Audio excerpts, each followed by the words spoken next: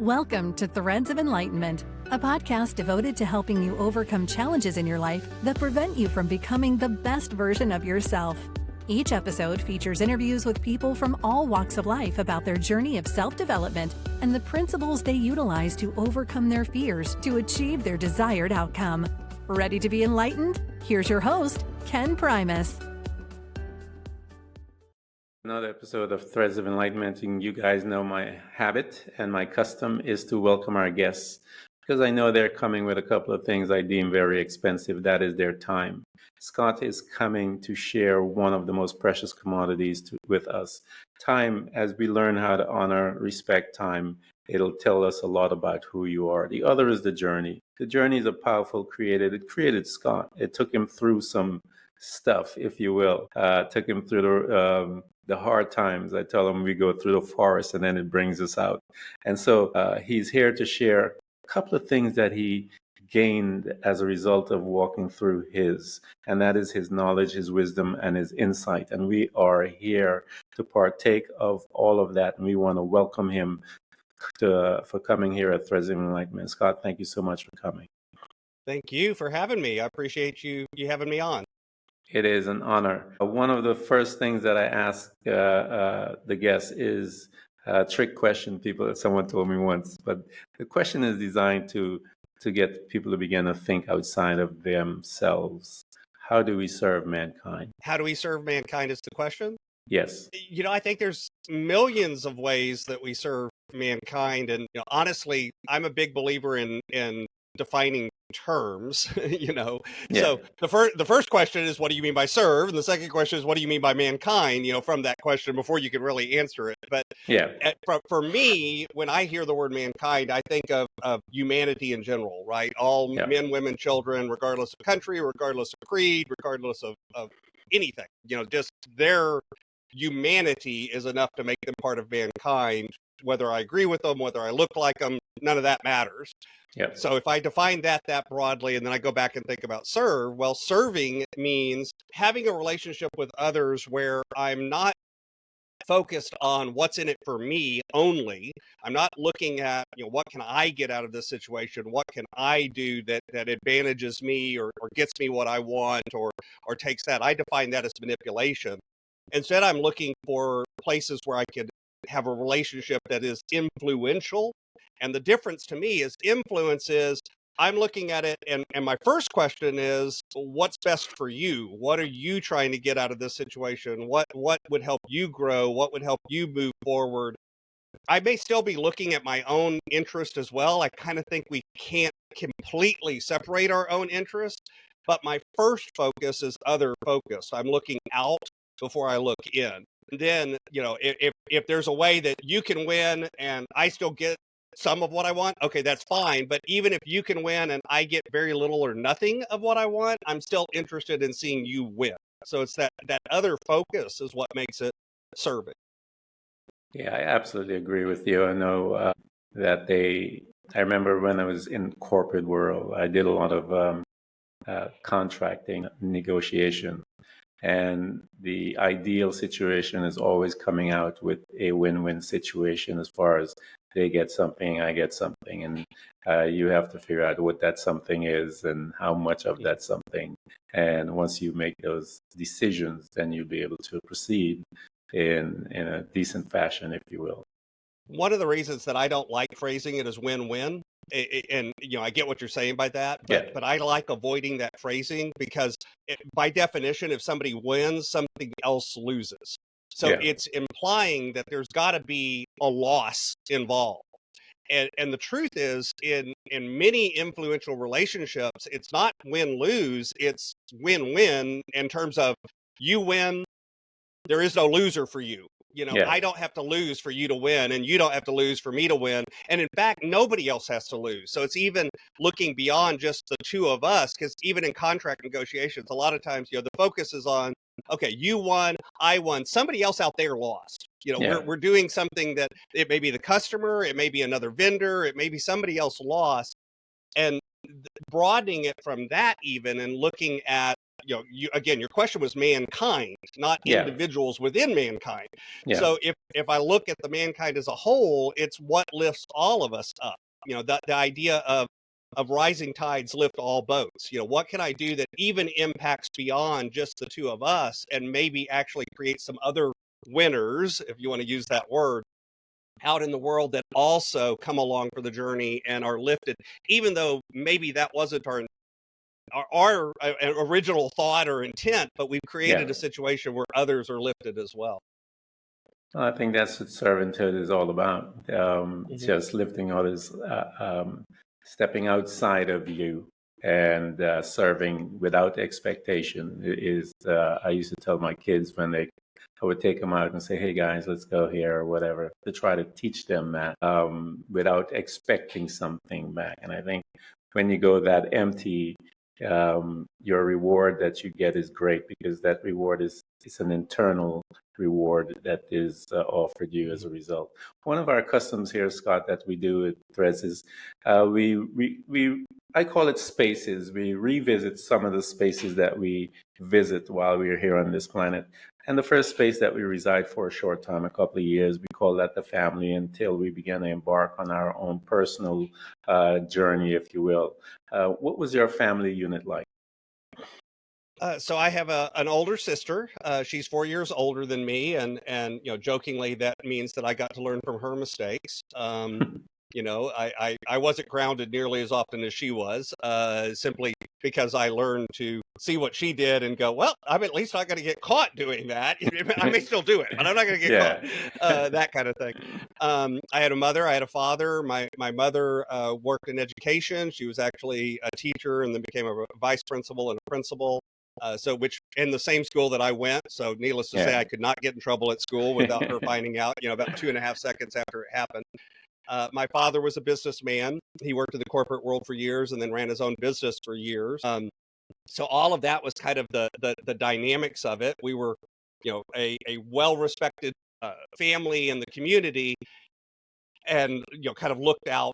Everyone else looked at my father as kind of a pillar of the community, served on a lot of boards and all of that sort of Yeah. thing. Now, internally inside the house, my father was also an alcoholic, Hmm. and would often come home, on Friday night, drink a 12-pack of beer, or a couple of mixed drinks. I found out later that he also was abusing prescription drugs and things like that.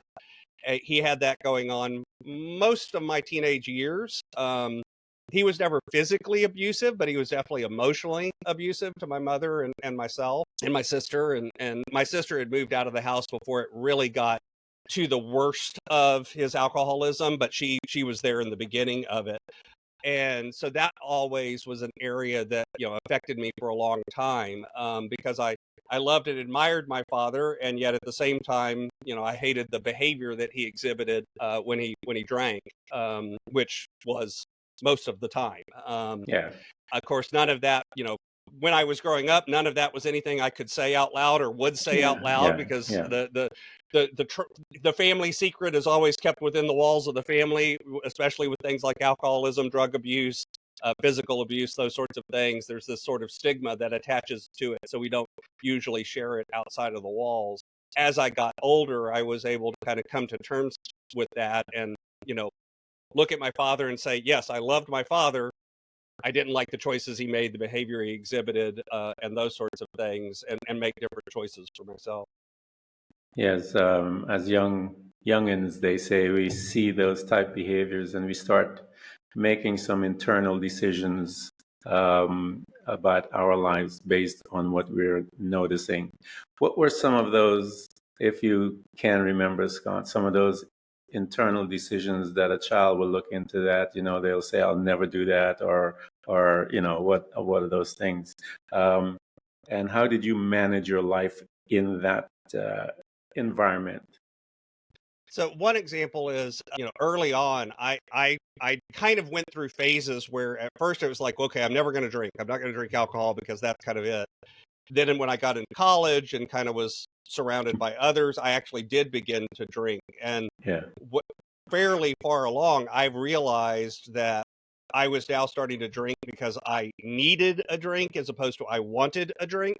Yeah. which is a subtle difference in Yep. mindset. Oh, yeah. And so there literally was a day where I got up one morning and was thinking about putting whiskey in my coffee before I drove to work, Wow. and realized I was thinking it. Got to work, called my wife at the time and said, "Hey, no alcohol in the house. It all has to leave right away." So she got rid of literally every drop of alcohol in the house. And basically that was in 99, 2000. And Yeah. I haven't drank since then. So that's an example of where I made the decision, but then went back on it, and Yeah. then, Yeah. eventually returned to it. Another example is I have a son. He's an adult son now. He lives up in Dallas and has a job, and that kind of thing, kind of starting his life of his own. And I had never really heard from my father the words "I love you." I remember twice in my life where he said that. Yeah. Once was when I told him that he'd never said it, and so he said it. So Yeah. that kind of in my head is like, well, that doesn't really count. But so I've made a deliberate choice to say "I love you" to my son every day, and I still Yeah. text him every morning, "Hey, I love you, son. Hey, you're doing good, son." And just that idea of, I'm not going to let my son get to 50 years old and can only remember me saying it twice. I Yeah. want him to have heard that consistently throughout. Now, doesn't mean there haven't been consequences, doesn't mean there haven't been days that he's gotten in trouble, but at the Yeah. same time, I still have always said, "I love you, I love who you are, I love what you stand for, you're a valuable young man." Yeah, I remember making the same decisions with my children as well, and encouraging them that I love them, I love them, I love them. Because I remember in my family, similar to yours, it was much later in my life. I was a grown man with children when I was first told that both my parents, make my mom and my dad, when they said the words "I love you." So I kind of get it, what that does and how it affects one, and how it changed mine to make sure that I say that to my children. I say that to them all the time. Scott, one of the things that I like to find out from folks is when you're heading into your college area, which field did you pick and why did you pick it? Hang on just a second. So the field that I picked, I actually went into college with the idea of becoming a medical researcher. So I actually got a degree in biochemistry and a second degree in genetics. And I actually did some research work for a little while, doing all of that. Real quickly, I realized that research work was simply a way of chasing grant money. That's what kind of tended to happen all of the time. Yeah. So I decided that's not really something I wanted to do for the rest of my life.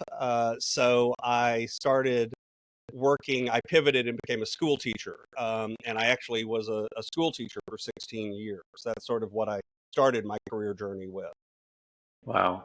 What incident do you remember, Scott, that spurred you into your first, what was it that pulled you towards there? Was it a conversation with someone, a teacher maybe, or something you read and saw that pulled you into that field initially? Or what was the genesis of it, if you remember?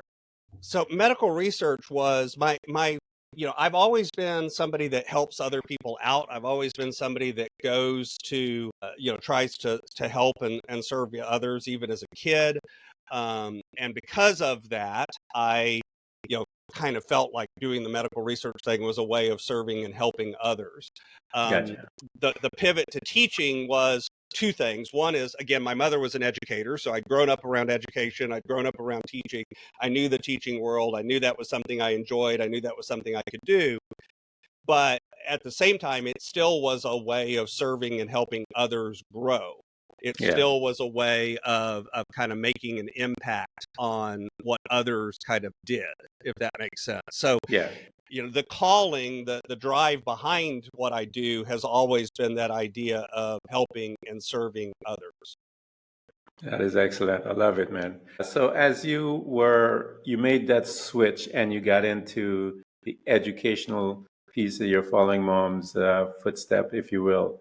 When you got there, Scott, how did you feel coming from the kind of reinventing yourself, if you will? How did you feel when you got there and you wanted to serve in this fashion. What was that internal conversation that you were having about with yourself? So for me, I really loved teaching. I loved developing the kids. I loved serving the kids. It wasn't just about the content. It wasn't just about an Yeah. opportunity to teach them, information.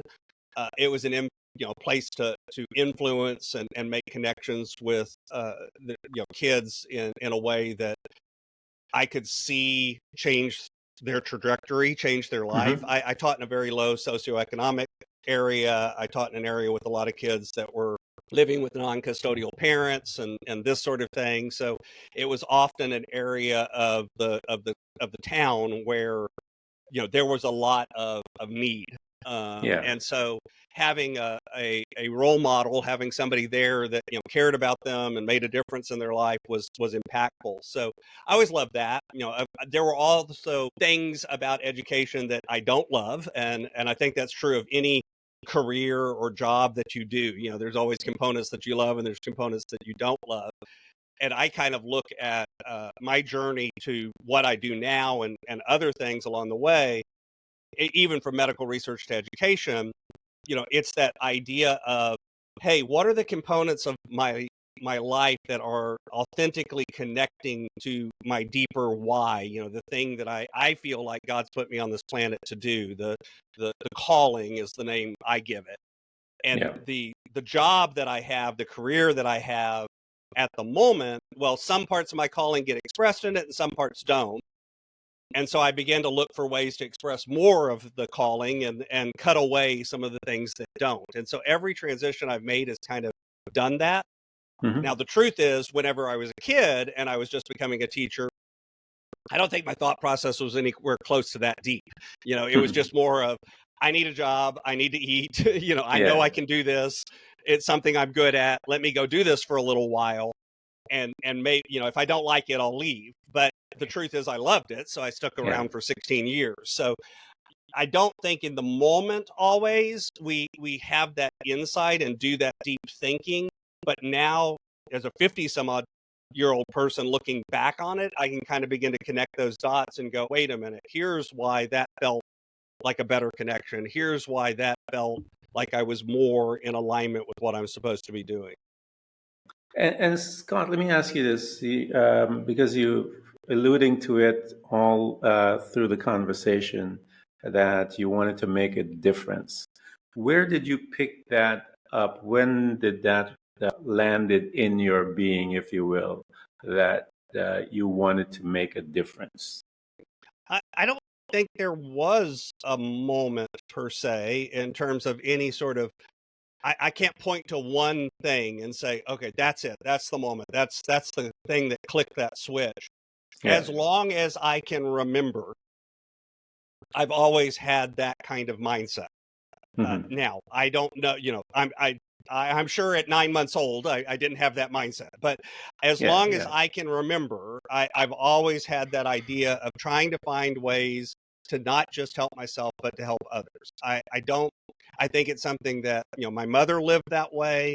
I saw her, my father in many ways lived that way. I saw him. So there were those examples. I grew up in a strong church family and was surrounded by others in church. I saw that example. I saw those examples. And for whatever reason, from day one, that was always what connected with me. And that was Hmm. always when I felt the most authentic and began to do what I needed to do. And so I can't really point to a moment in time as much as it feels like that's always how it's felt. Yeah. Uh, because I know some people, it's usually a series of things. Sometimes it's identified when they're very young. They can locate it and say, yeah, this happened at that particular time. And then you'll see that thread manifest all the way through their life. And then, but you have been in that mindset with your family, both mom and dad, as you said, and the church setting. That is, those settings are basically on about serving and making a difference. So here you are, you're in college, and actually you graduated and you're teaching. Let's go as far as your teaching. You got there, you are excited. Talk to us about some of the challenges there, because I know I have some teachers in the house, Scott, and I know that some of the challenges to come and test to see if you really wanted to be that teacher. What were some of those challenges that popped into your life that made you ever say, I'm not sure about that? So I think a lot of the challenges for teachers, there's sort of two buckets, for lack of a Yeah. better word. One bucket is what usually most teachers will complain about is the administration, the environment, the handcuffs that get put on you as a teacher. You have to teach certain content, you have to do it at a certain time. There's schedule, there's basically things that you have to operate within, and oftentimes it feels like you have no control over those things. Yeah. So what are the standards that we're being measured on? What are the testing dates? All of those sorts of things. And so there's that sort of feeling of you're given all of the responsibility of making this work, but you're given none of the authority to actually make decisions, if that makes sense, which is always very frustrating. Yeah. I did some things to help me in that department, but that's one of them. And then I think the second bucket, and again, this I think comes with any job, but in the world of teaching, it just comes with the day-to-day mastery of how to deal with the 5,742,000 things that happen. Today the kid comes in and they're mad at you and they start screaming for no apparent reason. How do you deal with that? The next day there's a kid that's sleeping through class. How do you deal with that? What do you do to manage the environment that you work within? And it's always complicated because there's always people involved. Mm-hmm. In a classroom, there's people involved and they're young people, which adds another level of complexity to it. And so and then on top of that, you've got the other adults because you got the administration and the other teachers, and there's a lot of moving parts, and they're all human beings, which means they all come with all of their own baggage, and you've got to navigate those waters day in, day out, moment by moment.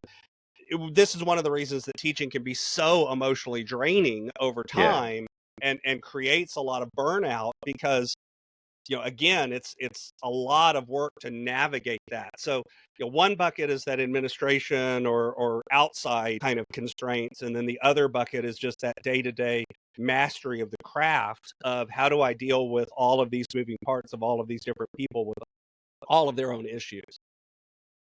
And we may have a couple of teachers listening to us, Scott. What are some of those tools that you brought into your space to help you master, if you will, handling of dealing with the people and mastering of the class? What were some of those tools that you, as a teacher, as an individual, brought in to help you manage So that?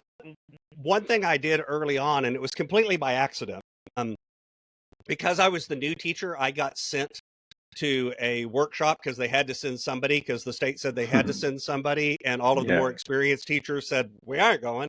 And I didn't know any better, so I went, I'll go. And because of that, I ended up getting involved in a lot of systemic reform work and a lot of work around developing standards and all of that. So I actually had some control and some input into that side, that first bucket that I was talking about, because I was in Washington, D.C. at meetings with other science educators talking about the direction of science education for the next 20 years and that kind of thing. My name's in a couple of books about science education because of that work. So that gave me some input and insight and feeling about that bucket. And that then fed back into the realization that there is a lot of resources out there that as teachers we don't usually avail ourselves of. Things about learning about communication, things about learning about personality, things about learning productivity and time management, things about learning about, educational design and curriculum and all of these tools that we have. And most teachers are so focused on, quote, classroom management, which is the day-to-day, how do I take roll, who do I kick out of my class? What do I do when they don't show up with a book, that kind of stuff, that they lose track of all of these bigger pieces that turn out, if you focus on those, classroom management becomes less of a problem. Yeah. Because all of a sudden the kid wants to be there. Yeah. Like I literally had kids say the worst thing that could happen is missing my class. They wanted to be there. Yeah. They'd come to my class just to come to my class because it was interesting, it was dynamic, it was fun, it was, not fun for fun's sake, but Hmm. we made it fun because it was fun to learn. It was fun to Yeah. be there. It was fun to engage with the material. Now, to be fair, I had a little bit of an advantage in that I taught science, and science for a lot of kids is more interesting than some other subjects. But it still was, the focus was on how do I create more of the environment as Yeah. opposed to how do I manage the kids. And by focusing on the system and the environment and the process, the kids ended up doing what you wanted them to do, Yeah. without you having to beat them or kick them out of the room or doing any of those other things. Like I think I sent one kid to the office the entire time, the latter half of my teaching career, once I started getting better at the craft. Yeah. And, the vice principal literally came running into the room because he's like, somebody must be bleeding or dead because you never send a kid out of the room. What happened? And there was a reason I had to send him to the office, which I communicated, and then we dealt with the situation. But it just wasn't the normal thing because I wanted the kids to be there. They wanted to be there.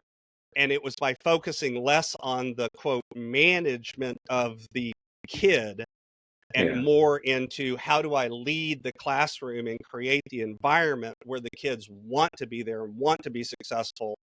And obviously I'm not perfect at that. Nobody is. There were days that it wasn't like that in my Yeah. room, and it definitely was not something like day one I walked into the classroom and had mastery of that. Oh no, that took years of Yeah. crafting and learning and doing it. But I think as teachers, a lot of times we just stay in our room. We don't pay attention to the bigger tools that are out there around, systems and systemic reform and communication and those sorts of things that actually allow us to craft a better environment. Yeah, I don't know. Like you said, they are so busy, man. Maybe someone needs to, because of what you're saying, and makes sense from an outsider listening to that and all those tools available, to be able to have it within the system, if you will, to bring it to their attention, maybe, Scott, Mm-hmm. that There's a they're not lack of doing that. communication where they don't know Yeah. it's out there. Like you Hmm. said, there's a time problem because their success. The thing of it is the success of a teacher is often measured by things that they have very little control over. Yeah. How the kid does on a particular test, or what your attendance rate, or and so you get so focused on those things because that's what you're told is important. That's Yeah. what Yeah. your literal job. You could get hired or fired by those things. What's your passing Wow. rate, what's your failure rate, those sorts of things. And so that's what you become focused on, is that minutia, because that's what you're told is important. Yeah. And it's communicating to people that, wait a minute, the way to success in those areas isn't by focusing on that minutia, it's by focusing on the bigger picture. And I think Scott, that happens to us in a lot of industries too. I don't think yeah. it's unique to teaching. Do you think, again, I'm just asking a question. Do you think that, quote unquote, the administrative is it something that they would consider seeing, even with a lack of teachers and stuff like that, to kind of assist the teacher to performance? You think they will change those metrics at all to how they judge the performance of a teacher, or just throw your hands up and that's it, man? We just make it Most happen. of those metrics are set by politicians that aren't in education. Wow. So Wow. that's part of that. Back to that, you're given all of the responsibility, but none of the authority. So as an example, testing, everyone's always mad about there's too much standardized testing. The problem isn't the standardized testing. The problem is how we apply what we learn from the test.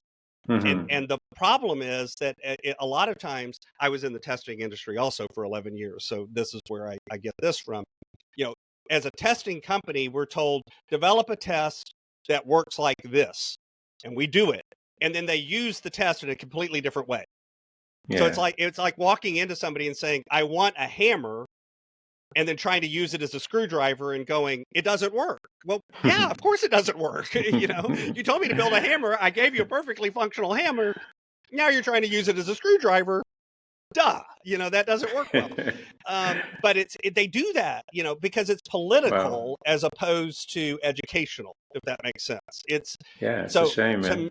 a lot of it is either having to get politicians who are actually educated in education Hmm. or getting the politicians less involved in Yeah, education. yeah, One of yeah. those is really the bigger picture to me, at least. Wow. Thanks for that, man. It's a sidebar, but I have, like I said, I have quite a few teachers that I know and in the family as well. And from the conversation now, I'm hoping to extract some information that may be able to assist one or two of them. So here you are, you're moving through your life, man. And I know you had mentioned that you grew up in a church. And I know that growing up in the church, uh, um, we have a relationship with God, some of us. He has a way of prompting us when he wants us to do some things, Scott. I know, how did he start to prompt you? Because I know I read some of the things as to what you and your wife started and all these different things. So, as you're teaching, how was those prompting going on in your life and what was happening? And how did you begin to be obedient to it, if you will? So I actually, like I had mentioned, I grew up in the church, and then I had some bad experiences with quote church people. Put that in air quotes. Yeah. The one of the prayers that I still pray to this day is, Lord, please save me from your people, because there are days that it's like, I look around and go, we're our own worst enemy. Oh, We yeah, I we agree are with not you. doing ourselves any favor. Yeah. So I actually left the church and spent about 25 years or so where I considered myself an atheist. I was actually an agnostic, but in Yeah. my mind, I was doing that. But at the same time, I was always studying. I was always somebody who went to other religions. I read books. I did theological work. I did academic or intellectual work around religion and around belief and around spirituality, but I was treating it as an academic exercise. Yeah. And I actually went through a divorce, got remarried, and as I had a child and began to kind of open myself back up to this idea of maybe there is a way of looking at church and kind of applying some of that same stuff that I was just thinking about in terms of, wait a minute, I shouldn't hold a church responsible for all of the people that are in there, that Yeah. God did not make that person do or say the thing that they did or said. There's a Yeah. bigger piece here, that Yeah. religion is a man-made institution. It's not, it's not perfect, and it will never be perfect. And as I tell people today, if there was a church that only let perfect people in, it would have no members, and Yeah. Agreed. nor would anyone be behind the pulpit. It'd be an Yeah. empty building because none of us are there. And so as I began to kind of re-enter that idea of maybe there's a different way to have a relationship with God, I began to hear more. And honestly, for me, the voice of God usually comes to me in the form of the voice of my wife. And I say that without any sort of, that is not a thing, she's not nagging, she's not ordering Yeah. me Yeah. around. That's not what I'm talking about. I just mean she senses it before I do a lot of times. Yeah. And she'll look at me and go, hey, you need to spend some time in thought about this. You need to spend some time in prayer about this. I feel like this is an area that we need to think about, to talk about, to lean into. So she usually gets there before I do. Hmm. And then she kind of reminds me that, hey, maybe I should pay attention to this.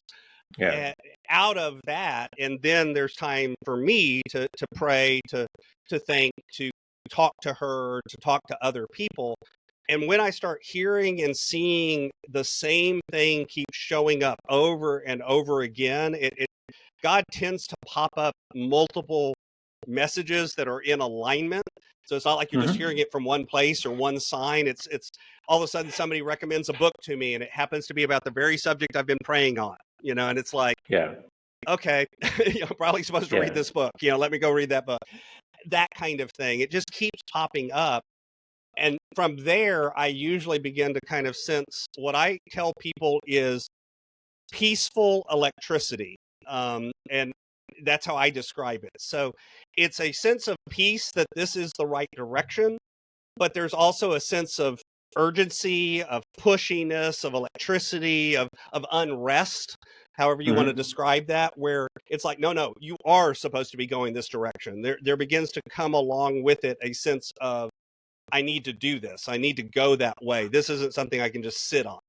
And so it's a weird, both and kind of feeling of peace and yet urgency, or peace and yet dynamic. And that usually reinforces to me that, hey, this is a direction that scares me and that I don't think I'm going to be able to do, but it's the direction that I'm being called to do. And so let me go ahead and begin to take action on that and move that direction. Yeah, they call that walking the walk of faith. That's what it says. I would refer to it in my case as stumbling the walk of faith, but that'll work. I'm not always sure that I'm walking it. I think sometimes I'm just stumbling along. So.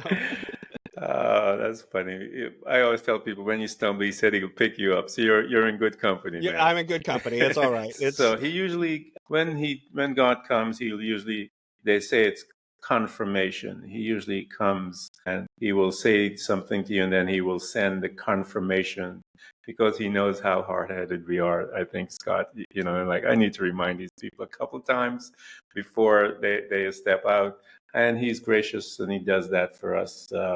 He'll bring people that will speak. Sometimes we'll hear a sermon on the same theme, like you said, a book, a conversation. It comes in many different ways. And so, but one must always be attentive to it. And when we hear that nudging, as you said, even the uncertainty, we know that we're being called in a specific direction. That faith is, okay, I don't know what this is, but I'm coming. And usually when you do that, he's there to meet you anyway. So here you are, Scott. You began to reconnect and with God and your helpmate, as they say, and you guys are walking together. So here you are, and you're in this space as God begins to pull you forward. Where was he taking you, Scott? And how was that transition into moving to that new space that he called you? Because again, you have this thing within you where you wanted to make a difference, and you've had that with you all your life. Mm-hmm. So the first move is I actually left the classroom and I began to work. I mentioned I worked in testing. I actually went to work for a testing company. So in the words of my students, I joined the dark side because I left teaching to go to testing. But the reason I did that is because, again, I had seen how, for instance, I taught science. Well, they never tested science. So science didn't have any budget. Then all of a sudden they said, oh, we're testing science. And all of a sudden science, we suddenly had money, and we could do more things and we could teach better and it was like, okay. So when the test appeared, money appeared. That's interesting. So I began to look at testing as a way of making a larger impact. So, which is why I moved into that industry and began to do that work. And again, very quickly, I kind of moved up the ladder and went into an executive position in that company and began to lead a team of people and began to do a lot of contract work and a lot of client work. But I also was in a position where my job was to develop leaders within the company. So I was actually, bringing up other people. And it kind of took all of that stuff that I had learned in education that I mentioned earlier about don't manage the people, lead the people, create the environment, do those things. I began to get to do that in a different environment. Yeah. And out of that, we kind of, again, that part was reinforced. Man, this is good. I love this part. There were things about that job too that I didn't like. But as I did that for 11 years. I noticed that the part where I was doing the direct one-on-one kind of pouring into developing people, doing that work, which was also what I got to do sometimes in the classroom, that part really was the part that energized me, that gave me the feeling of fulfillment, that made me, hear that voice from God going, this is it. This is what you're supposed to do. And so that's why in 2011, I kind of tell people I reversed my climb up the corporate ladder. I put in a year's notice. I said, I'm leaving a year from now. began my coaching business on the side a few years before, because Yeah. that coaching was more in alignment with what, I really wanted to be doing, and began to transition away from the corporate jobs. I literally trained my replacement, got them put in place, kind of supported them behind the scenes for a few months until they got up to Hmm. running, then went down to a lower position, then went down to a part-time position, and then left the company. So I Yeah. kind of did it in a way that the company could transition well. At the same time, I was taking the business that I was doing on the side and beginning to grow it. And so then my wife and I went full time into the coaching business back in 2017. And that's the part, at least today, I haven't had a message from God saying, well, nope, there's another step. I'm open to that. There may be one, but at Yeah. least right now, that's the part where it's like, okay, this is what I'm supposed to do. I'm really in a place to help other Christians, especially small business owners, figure out how to get out of their own way so that they can do what God told them to do. So it's a weird thing of, what God's telling me to do is help other people figure out what they're supposed to do, if that Yeah. makes sense. But that, at least right now, has been the thing that really I feel like is my current, that's the thing that's most in alignment with the calling that I've been given. Yeah, I mean, Scott, Jesus had to do the same thing. He grabbed a couple of guys that were fishermen, and he tells them what he's going to make them. I'm going to make you fishers of men. And then he Hmm. had to teach them how to do that, and they became pretty good. They changed the entire world. So, Yeah. um, so I think our assignments, as you said, your calling is, I believe, this is my belief, Scott, about our calling or the assignment. I believe that is when in Genesis, when God says, by the sweat of your brow, you're going to do this and all this kind of stuff, that he being the creator and he loves his people. This is how I think. I would put something in them where it where it alerts them that this is where they ought to be, and it moves them from under, quote unquote, the curse, because work is what is under the curse. But when you're on your assignment, I believe you're in your calling. I think you're walking right into the blessings of God. And so I think that's how I would look at it. As a creator having that kind of wisdom, I would make sure I put something in them that can move them from under that curse and take them into the blessings, if you will. Hmm. Kind of strange mindset, but that's how I look at it. And so that's why I always tell people, hurry up and find what it is, because it'll change your life. So you located it, God brought you through, and now he has placed you there. And I know you have accumulated lots of knowledge, wisdom, and insights from all of your doings, as you will. And now you're going to fine tune. He's going to help you. And you mentioned some of it already. You started utilizing the process by Hmm. which you are now going to assist others. Um, Talk to us, Scott, about that process as you began to work on it and it becomes more clear and more crystal clear for you as you are learning of it. And give us an example of when you got it and when you used it and it worked. Sure. So first off, there isn't a process. There's a lot of them, Yeah. but the frameworks that I use, the ideas that I use that kind of drive how everything that I do. And I'll share two of them and kind of examples of how these apply. So one of them is this idea that I call refocus, gain control, set a plan. That sounds like a line, like it's refocus, gain control, set a plan, but realize that's actually a circle. So it's refocus, gain control, set a plan, refocus, gain control, set a plan. It's Yeah. kind of a spiral. Think of it like a spiral staircase. And I think as a very large part of our life, that's what we do. That's how we find our calling. That's how we find what we're supposed to be doing. It's the refocus is spending some time thinking. It's spending some time examining. It's spending some time figuring out, what's going on. What are these messages that are coming to me? What are the feelings that are coming to me? And I think a lot of us don't do that. We don't spend any time in that introspection and thinking inside. Gain control that's where the processes and the systems come in. That's the idea of actually setting up things like, do you have a morning routine? Do you have a way of capturing tasks? Do you have, it's the more tactical pieces. And it's different for everybody, because I guarantee you there are some things that you have very good systems and processes around, and then there are other areas of your life that you don't, because that's true of all of us. And so it's beginning to put those things in place that are there for what you need coming out of that refocus phase. And then the last is the game or set a plan. So this is once I've started examining and figuring out what's missing, what do I need to add, what do I need to take away, all of these sorts of things, adding in the processes, then it's okay, now what's my plan? What am I going to actually execute? What am I going to do? Then you got to return to refocus, because you're going to get new information. Yeah. So honestly, that's the process I use for everything in a very large way. All of my clients do that. I do that. It's that idea of examine where you're at, spend some time in introspection. That's the hardest step.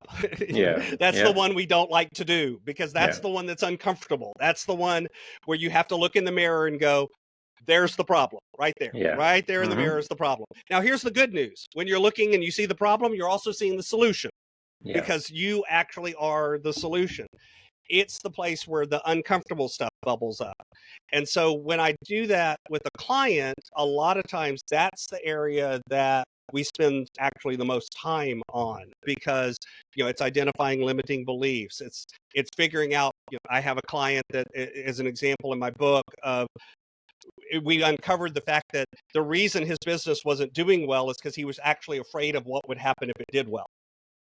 He had a fear of success. Fear of success. And until we rooted that out, he wasn't going to, his business was not going to succeed, because he was literally sabotaging himself. And he didn't know that. But as we uncovered that, he began to reframe that and realize, wait a minute, what am I actually worried about? Let me put things in place that prevent that from happening. Okay, now I can grow. And guess what? His business is like tripled in size over the last 3 years, and he's doing, much better. By the way, tripling in size is not necessarily good or bad. This was a goal of his. That's why it's a good thing. It's not growing you don't grow just for growth's sake. You grow because you have a reason behind that growth. So that's an example of that framework. The other one that I'll allude to that I kind of lay out is kind of a 4-part framework. And you'll notice it kind of mirrors the other one in some ways, but it's a different phrasing, because sometimes people hear one way or hear one the other way, and it connects better. So the idea is the first step to doing anything is to invest in yourself. Again, investing in yourself is that introspection. It's the figuring out, what are your strengths? What are your giftings? What are you already good at? By the way, a lot of times you're good at something that you don't even know you're good at, because everyone else looks at it and goes, man, I can't believe that Ken can do that so well. And to Ken, he's like, what are you talking about? I thought everybody could do this. It's easy for you. And so a lot of times it's those things that you're blind to that we're doing. So that's that invest in yourself. The second step is investing in others, because until you go take your giftings and put them out into action with others, you don't get feedback. You don't know what's missing. You don't know what you need to get better at. You don't know what you're already awesome at, because you're only measuring it against yourself. You've got to bounce it out against others. So that's that idea of servant. That's that idea of making a change that actually affects other people. It's putting it out into the world and getting data. I call it running experiments. Remember, I'm an ex-science teacher. I frame it as experiments, because the truth is, when you run an experiment, if nothing works, that's a successful experiment. Because you just found out something that doesn't work. It's okay to have failure in an experiment, because it's not really failure. It's just information. It's data. You're just learning something. And so in that phase of investing in others, we run a lot of experiments. We test a lot of things. We try different stuff. That's okay. The next thing that comes out of that, as you begin to do that, naturally what will happen is you'll begin to develop influence. You will have people that look to you and say, hey, Ken, you're good at this. Can you help me with this? Hey, Ken, I love it when you do that. Would you come do that for us? That kind of thing begins to happen. You develop an influence with others. You develop a reputation, for lack of a better word, a sense of character where people know that they can look to you and they can count on certain things. After that influence comes impacting the world. Yeah. Impacting the world here is not a numbers game. When I say impact the world, I don't mean you have to impact every single person in the world, but by impacting the people that are in your circle, you are impacting the world because there's a ripple effect. Those people go out from you. They now influence others. They now impact others. You know, some of the students that I taught are now doctors. You know, some of Wow. the students that I now taught are now lawyers. I had a little piece of that. You know, Yeah. I by no means am I the only reason they're doctors and lawyers, but I part of it, you know, part of their Yeah. journey Yeah. was influenced by me. So it's that idea of impacting others in a way that makes that, you know, again, rising tide lifts all ships. How do you lift up others through the influence that you have? Oh, that's awesome. And talk to us. And guys, I know you guys are listening to us, and we're going to provide Scott's information so you can get into his space and you guys get there. Because as you heard, he has several processes and ways by which he can escort you from one space to another. Talk to us a little about your upcoming book. I know you have one coming in a few weeks being published. How did it come about, Scott, and the title of it and stuff like that, so that the audience will have that, and we're going to make them aware as to when that thing goes live once you let me know. Sure. So the book actually publishes, it goes live July 2nd, 2024. The title is Inspired Living, and the subtitle is Assemble the Puzzle of Your Calling by Mastering Your Time, Your Talent, and Your Treasures. So I tell people it took me 35 years to write this book because it is kind of those frameworks that I was just talking about. It is Yeah. coming out of the work I did as a teacher, the work I did in corporate world, the work I did as a coach, and taking a lot of those frameworks and those thought processes and going through those areas. So I call myself a stewardship coach. I help others master their time, their talent, and their treasures so that they can live out their calling. That's what I do. So here's the trick. Real truth is I don't work on three things. Everyone always says time, talent, and treasures. You work in three different areas. No, I don't. I actually only work on talent because at the end of the day, how you handle your time and how you handle your treasures is actually all about how you handle yourself, which is Mm-hmm. the talent component. And so what we do is the time and the money is usually a symptom. If you're struggling in the areas of time or money, this book can help you because what it'll help you do is identify not the symptom, you know, I never have enough time, I never have enough money, but what can you actually do about it to manage yourself in a way where now your money behaves or your time behaves and you're living more authentically. Because all of that is part of the process of being able to live out your calling. Because I find a lot of folks that they kind of feel like I kind of know which direction I'm supposed to be going, but they feel trapped where they're at or stuck where Mm-hmm. they're at because of time and money. And so that's why I wanted to write this book and put it out there as a way of helping some of those folks get out of their own way so that they can move towards really living what they're authentically supposed to do. Because at the end of the day, I think if more people were actually living their calling and doing what they were authentically supposed to be doing, I think we'd have a much better world. I absolutely agree. And again, for you guys listening, we're going to provide everything for you guys to get to Scott. And I absolutely appreciate this. Scott also has a podcast, guys. We're going to put all of his information, and you guys can go and listen to his podcast. He's laid out some tremendous insights while we were having a conversation. And so he will be offering a lot more there as well. So make sure that you get to his site. I'm going to provide it so that you can get a chance to visit him from there. And once we find out about the books, we'll make you guys aware of it as well. Scott, I want to thank you so much for coming to Threads of Enlightenment, man. This has been a good one. Awesome. Absolutely.